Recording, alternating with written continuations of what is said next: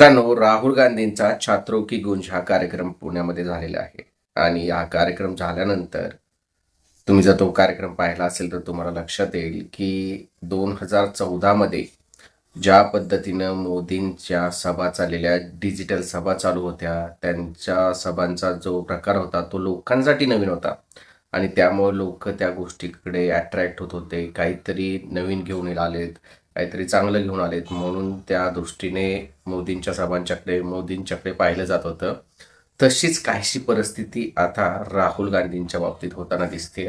आणि त्यामुळेच राहुल गांधींच्या सभांना प्रतिसाद मिळतोय. कोण टीका करतंय, कोण काय बोलतंय, त्या गोष्टी चालूच राहणार आहेत, पण प्रतिसाद मिळत आहे. मागच्या 12 वर्षामध्ये राहुल गांधींची जी इमेज तयार केली गेली होती ती पुसून नवीन इमेज लोकांच्या समोर येत आहे आणि लोकांचा त्याला प्रतिसाद मिळत आहे.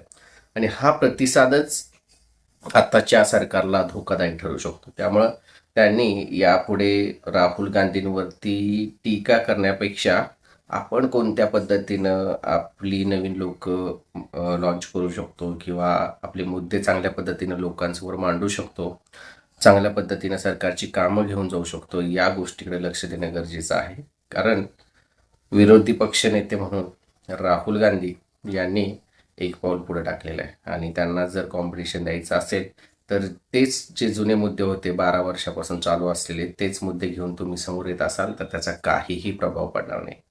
राहुल गांधींचे कार्यक्रम, राहुल गांधींचा लोकांशी होत असलेला कनेक्ट हा त्यांच्यासाठी खूपच फायदेशीर ठरत आहे.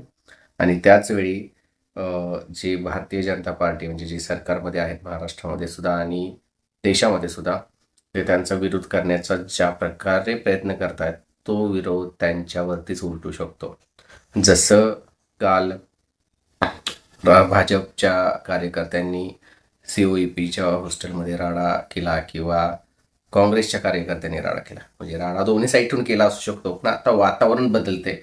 आणि त्यामध्ये काय होतंय की सगळे आरोप प्रत्यारोप काही लोक जे करतायत, जे आता सरकारच्या विरोधात आहेत, म्हणजे ते काँग्रेसचेच कार्यकर्ते आहेत, काँग्रेसला सपोर्ट करणारे आहेत असं नाहीये, पण सरकारच्या विरोधात ज्यांची भावना निर्माण झाली ते सर्वजण आता भाजपला याबद्दल दोष देत राहणार. आणि ही परिस्थिती जर अशीच चालत राहिली, अजूनही भरपूर काळ आहे सरकारच्याकडे, पण त्याचा दुष्परिणाम पुढे होऊ शकतो आणि तो दुष्परिणाम सत्ता बदलामध्ये सुद्धा जाऊ शकतो.